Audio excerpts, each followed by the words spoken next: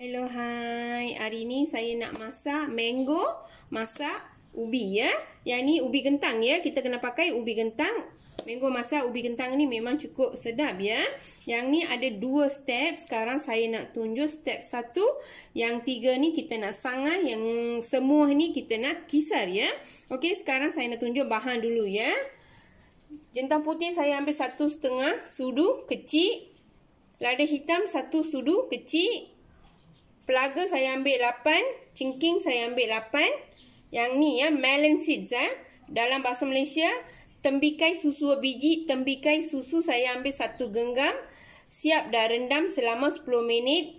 Mango mesti kena masak ya, betul-betul kena masak. Saya ambil 1 biji ya untuk saya nak kisar isi sahaja ya. Okey, sekarang saya nak tunjuk step 1 dengan cara nak sangai.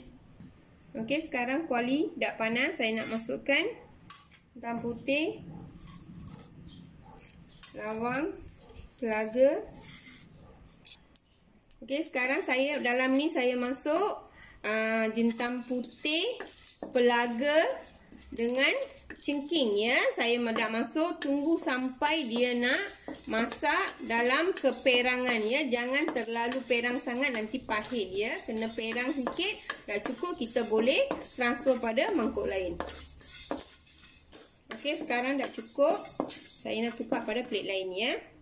Okey, tunggu sampai dia nak betul-betul nak sejuk, baru saya boleh kisar ya. Okey, sekarang saya nak masukkan melon seeds ya.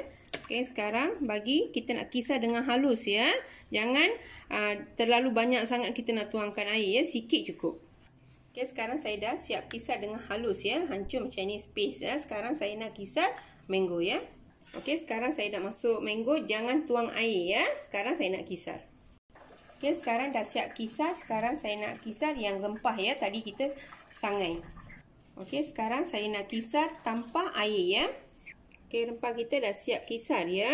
Dah 3 ini pun dah siap kisar. Sekarang saya nak tunjukkan step nombor 2. Okey, sekarang saya nak tunjukkan step nombor 2 ya. Step nombor 2 dengan bahan-bahan sekali ya. Saya ambil ubi ya, ubi kentang.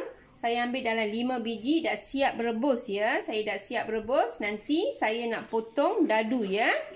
Bawang, saya ambil bawang besar. Dalam 2 biji bawang besar macam ni. Dah potong hiris dengan nipis dengan potong kecil-kecil.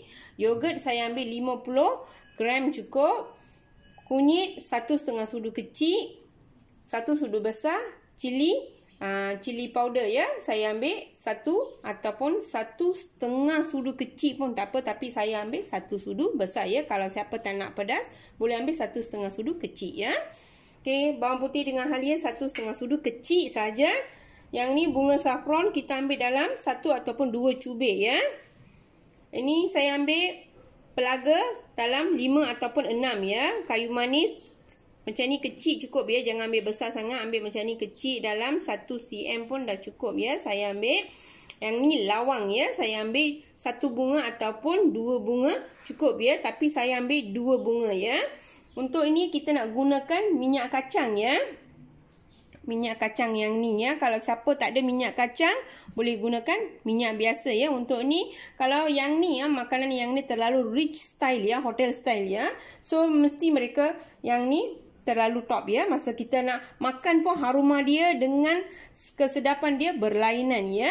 Okey, kalau terpaksa tak ada, boleh gunakan minyak yang lain ya. Okey, sekarang saya nak gunakan minyak kacang ya. Okey, agak-agak saja. Lepas tu tunggu sampai minyak ni betul-betul nak panas ya. Okey, sekarang minyak dah betul-betul dah panas. Saya nak masukkan spicy ya.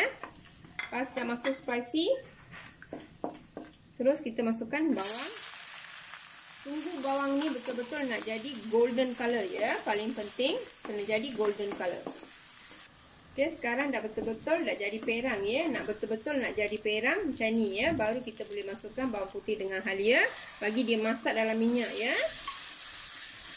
Okey, sekarang dah siap masak ya. Kena hilangkan bau bawang putih dengan halia. Sekarang saya nak perlahankan api ya. Sebab saya nak masukkan rempah. Rempah kosong ya.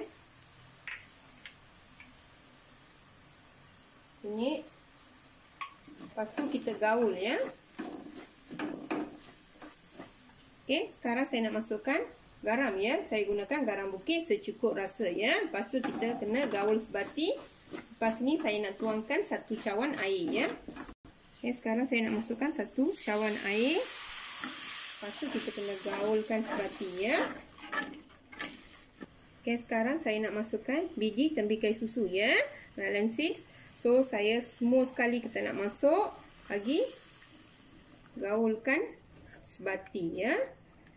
Okey, tunggu sampai dia betul-betul nak masak ya, nak hilangkan bau rempah yang kita masuk dengan biji tembikai susu ya. Okey, sekarang kita dah hilangkan bau dengan pekat ya. Kalau terlalu pekat, kita tambahkan air dalam setengah cawan ataupun 1/4 ya. Sebab kalau kita nak masukkan biji tembikai susu ni, dia cepat pekat ya. Sentiasa kali mesti kena gaul ya. Okey, sekarang saya nak masukkan mango puri ya. Okey, kita gaulkan sebati. Lepas tu kita nak masukkan yogurt.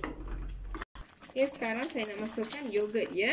Yogurt kita ambil dalam 50 gram cukup ya. Lepas tu kita kena gaulkan sebati. Lepas ni saya nak masukkan bunga saffron ya. 1 cubik ataupun 2 cubik ya.